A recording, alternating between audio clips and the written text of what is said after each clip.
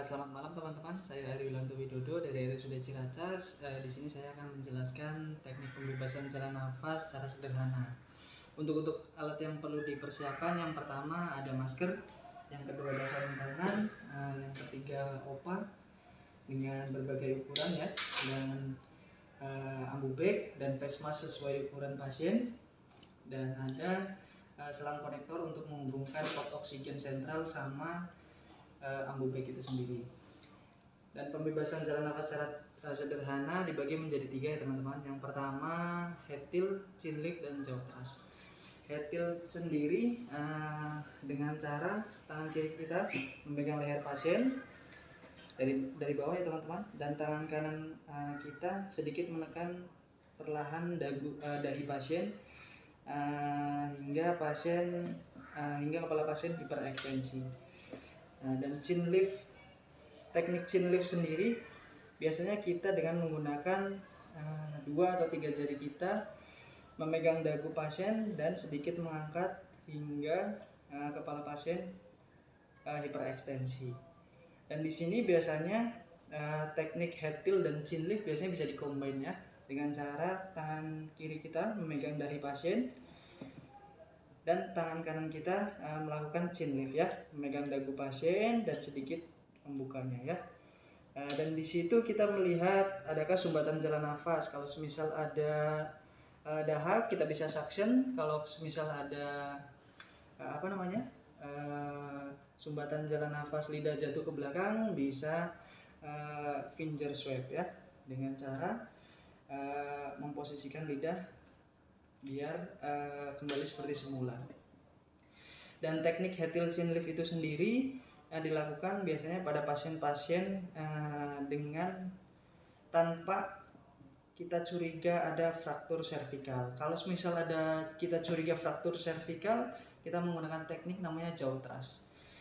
Teknik jaw thrust biasanya dilakukan dengan cara kita mengangkat subangulus mandibula dan mandibulanya kita buka ya, dengan cara 3 jari kita meraba di ujung angulus mandibula ya. Kalau sudah teraba, kita sedikit angkat atau tarik ke belakang hingga pasien hiperekstensi, dan jempol kita di sini memegang dagu pasien dan sedikit membukanya ya. Sama juga kita juga melihat adakah sumbatan jalan nafas, lidah jatuh ke belakang, ataukah dahak. Kalau misalnya dahak, kita minta bantuan ke teman kita untuk melakukan suctioning gitu ya. Dan untuk selanjutnya ada temporal airway. Dari temporal airway kita biasanya menggunakan OPA biasanya kalau misal yang ada ukurannya, biasanya ada warnanya yang merah, kuning, dan hijau. Kalau di sini saya membawanya yang nggak ada ukurannya ya. Kalau kita membawa dengan OPA yang tidak ada ukurannya, kita bisa mengukur ukuran OPA sendiri ke bagian pasiennya dengan cara kita mengukurnya dari sudut bibir pasien ke angulus mandibula yang tadi kita pegang. Caranya seperti ini ya. Kita letakkan ujungnya di angulus mandibula dan kita urutkan ke ujung bibir pasien. Nah, seperti ini ya. Dari sini ke sini. Biasanya kalau udah pas pemasangan OPA itu sendiri biasanya kita combine dengan teknik jaw thrust. Kita memegang tangan kiri kita memegang subangulus mandibula. Nah, seperti ini. Lalu jempol kita memegang mandibulanya dan sedikit kepala pasien sedikit ekstensi, dan jempol kita membuka mulut pasien atau mendorong dagu pasien ke atas ya. Kalau sudah, kita masukkan OPA-nya. Biasanya tekniknya dengan cara awalnya terbalik dulu ya. Kita masukkan secara perlahan, pelan-pelan. Kalau merasa sudah ujungnya udah menempel palatum, kita puter. Puter ke kanan atau ke kiri nggak apa-apa. Kalau sudah, kita masukkan secara perlahan. sampai gigi pasien, mentok ke gigi pasien ya. Jadi bukan ujung ini bukan di depan bibir pasien, tapi di dalam bibir pasien, dan bibir pasien menutup ke bagian opak seperti itu ya. Dan untuk selanjutnya ada teknik penggunaan face mask atau bagging. Yang pertama kita siapkan dulu baggingnya dan face masknya sesuai ukuran pasien ya. Kita melihat pasien itu gemuk atau tidak, atau remaja atau anak, itu ambubeknya berbeda-beda. Yang pertama kita sambungkan selang konektor ini ke oksigen sentral.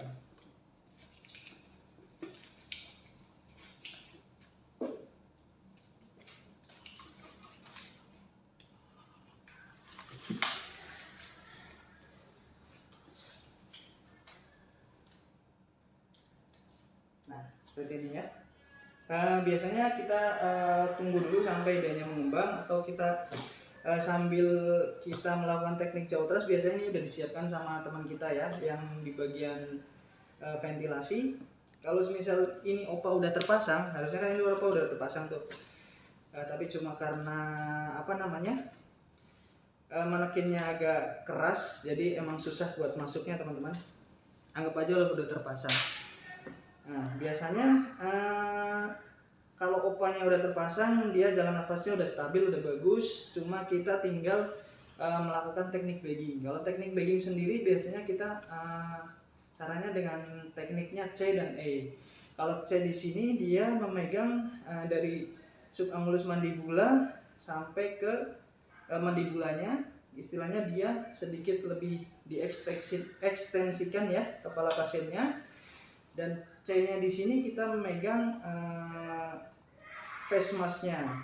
Nah, pastikan di sini tidak ada kebocoran ya, kebocoran. Kalau misal ada kebocoran, biasanya kembang kempis dadanya tidak stabil, dan di sini biasanya ada suara angin keluar lah di sini ya. Kita coba ya teman-teman.